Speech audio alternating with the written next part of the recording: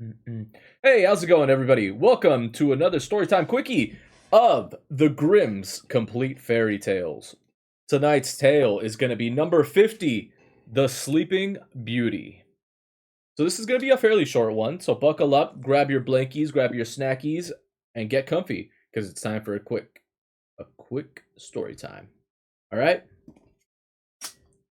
By the way, before I get into this, if you're watching from YouTube, make sure that you like, subscribe. If you want to check out some more, there should be a playlist that's going to pop up on this side at the end of the video. It's for the Storytime playlist quickies, so make sure that you check that out at the end. We have just around 50 stories so far that you could go check out. There's a lot of really cool ones. Sleeping Beauty is not the only one. We've also gone over Cinderella. We've gone over Little Red Riding Hood. We've gone over Thumbling. So go check that out. There's a lot of interesting stories in there. But today's is Tale 50. The Sleeping Beauty, Rare Rose. A long time ago, there were a king and queen who said every day, "Ah, if only we had a child." But they never had one. But it happened that once, when the queen was bathing, a frog crept out of the water onto the land and said to her, "Your wish shall be fulfilled. Before a year has gone by, you shall have a daughter." What the frog had said came true, and the queen had a little girl who was so pretty that the king could not contain herself for joy, and ordered a great feast. He invited not only his kindred, friends, and acquaintance, but also the wise woman, in order that they might be kind and well disposed towards the child. There were 13 of them in his kingdom, but as he had only 12 golden plates for them to eat out of, one of them had to be left at home. The feast was held with all manner of splendor, and when it came to an end, the wise woman bestowed their magic gifts upon the baby. One gave virtue, another beauty, a third riches, and so on with everything in the world that one can wish for. When 11 of them had made their promises, suddenly the 13th came in.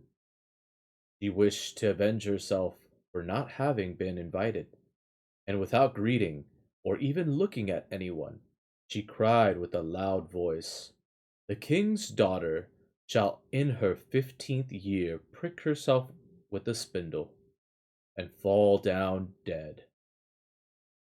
And without saying a word more, she turned round and left the room. They were all in shock, but the 12th, whose good wish shall remain, good wish still remained unspoken, came forward, and as she could not undo the evil sentence, but only soften it, she said, "It shall not be death, but a deep slumber of 100 years, into which the princess shall fall."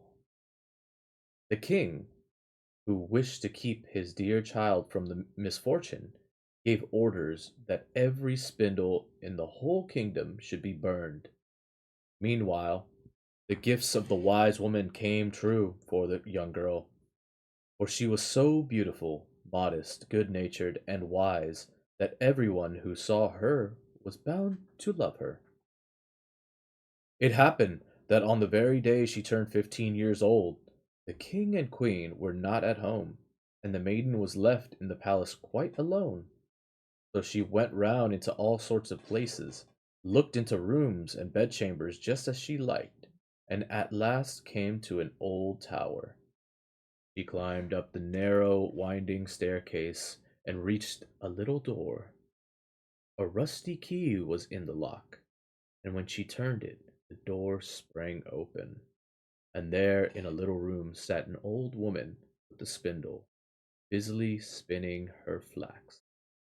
"Good day, old dame," said the king's daughter. "What are you doing there?" "I am spinning," said the old woman, and nodded her head. "What sort of thing is that rattles round so merrily?" said the girl. and she took the spindle and wanted to spin too. But scarcely had she touched the spindle when the magic decree was fulfilled, and she pricked her finger with it. And in the very moment that she felt the prick, she fell down upon the bed that stood there, and lay in a deep sleep. And this sleep extended over the whole palace. The king and queen, who had just come home, had entered the great hall, began to go to sleep, and all of the court too. The horses, too, went to sleep in the stable, the dogs in the yard, the pigeons upon the roof, the flies on the wall, even the fire that was flaming on the hearth became quiet and slept. The roast meat left off frizzling, and the cook, who was just going to put the hair of the kitchen was just going to pull the hair off the kitchen boy because he had forgotten something, let him go and went to sleep. And the wind fell, and on the trees outside the castle not a leaf moved again. But round about the castle there began to grow a hedge of thorns, which every year became higher, and at last grew close up around the castle and all over it, so that there was nothing to be seen, not even the flag upon the roof. But the story of the beautiful sleeping Briar Rose, for so that princess was named, went about the country, so that from time to time kings' sons came and tried to get through the thorny hedge into the castle, but they found it impossible, for the thorns held fast together, as if they had hands, and the youths were caught in them, could not get loose again, and died a miserable death.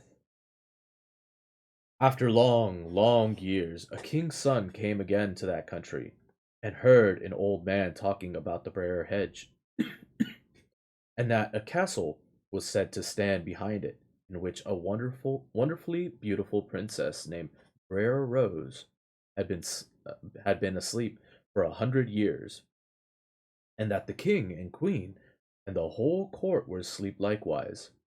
He had heard, too, from his grandfather that many kings' sons had already come and had tried to get through the thorny hedge, but they had remained sticking fast in it, and had died a pitiful death. Then the youth said, I am not afraid. I will go and see the beautiful Briar Rose. The good old man tried to dissuade him, but he did not listen to his words. But by this time the 100 years had just passed, and the day had come when Briar Rose was to awake again.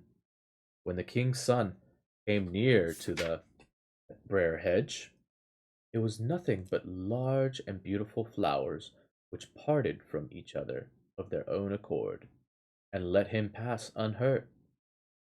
Then they closed again behind him like a hedge. In the courtyard he saw the horses and the spotted hounds lying asleep.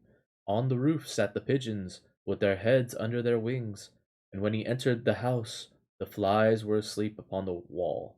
The cook in the kitchen was still holding out his hand to seize the boy, and the maid was sitting by the black hen, which was going to pluck. He went on farther, and in the great hall he saw the whole of the court lying asleep, and up by the throne lay the king and queen. Then he went on still farther, and all was so quiet that a breath could be heard.